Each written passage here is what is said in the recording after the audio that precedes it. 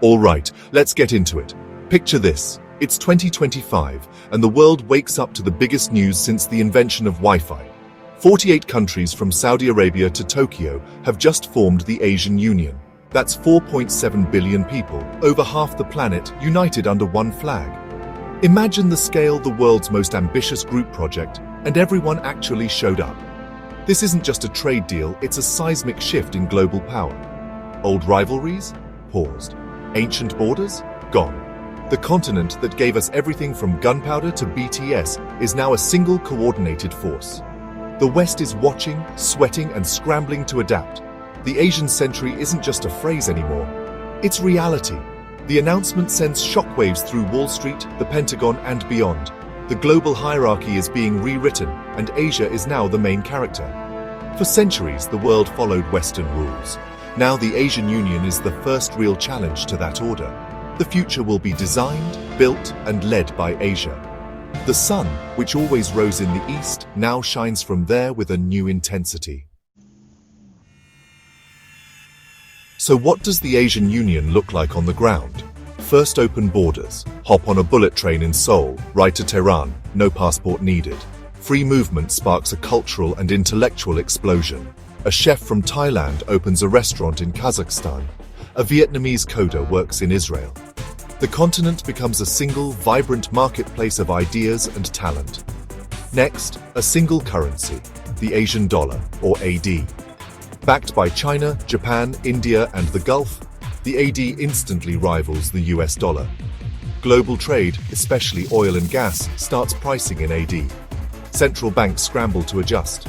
This isn't just about travel. It's a direct challenge to American financial power. Politically, a new Asian parliament rises, maybe in Singapore or Kuala Lumpur. Representatives from every nation debate laws, from data privacy to environmental standards. It's the world's most complex, diverse, and probably loudest political assembly. And then the infrastructure, a transcontinental high-speed rail, a unified energy grid, and continent-wide high-speed internet. It's nation building on a scale the world's never seen. Now, the part that keeps generals up at night, the Asian Union Defense Force, or ADF. This isn't just a new army, it's the largest military force ever assembled. Over 5 million active troops, a reserve force 10 times that, and a nuclear arsenal rivaling the West. China, India, Pakistan, Russia, and possibly Israel, all under one command. The old logic of global security gets a total rewrite. The ADF combines Japan's robotics, South Korea's electronics, China's missiles, and India's software into one unstoppable R&D machine. Next-gen jets, drone swarms, cyber defenses, the ADF is smart, fast, and lethal. With unified command, the ADF secures vital trade routes and can deploy peacekeepers continent-wide. For the first time, there's a true military counterweight to the West. The era of a single global policeman is over. There's a new sheriff in town, representing half of humanity. If the military is the shield, the economy is the engine, and the Asian Union's engine is a monster. United, Asia's GDP tops $40 trillion and grows faster than the West can imagine. It's the world's factory, tech lab, and biggest market, all in one.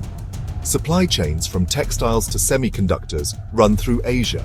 Tech giants like Tencent, Samsung, and Tata scale up in a single massive market. With rare earths, oil, gas, and renewables, the Union controls the world's critical resources. Energy independence gives it huge diplomatic leverage. The workforce, over 2 billion strong, young, and increasingly skilled. While the West ages, Asia hits its prime. This demographic power fuels decades of growth. The Asian Union could reshape the global economy in its own image.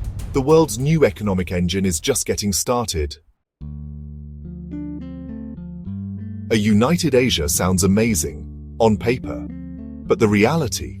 It's like getting your entire family to agree on dinner, nearly impossible. Historical rivalries run deep. India and Pakistan, China and Japan, old wounds everywhere. Asia's diversity is both its strength and its biggest obstacle. Thousands of languages, every major religion, wildly different cultures. Political systems clash, democracies, monarchies, one-party states, military regimes. How do you build unity out of that? Would the union be democratic or authoritarian? No one agrees, and the rest of the world, especially the US and Europe, would do everything to keep Asia divided. External pressure and internal divisions create a perfect storm. The path to unity is littered with obstacles. So here's the paradox. The potential of a united Asia is breathtaking. Half of humanity, working together, leading the world. The combined economic, technological, and military power could usher in a new era. But the obstacles are monumental: history, politics, culture, and deep mistrust. The dream of one flag and one currency remains just that, a dream. Instead, we see smaller steps: ASEAN, RCEP, Belt and Road, early experiments in cooperation.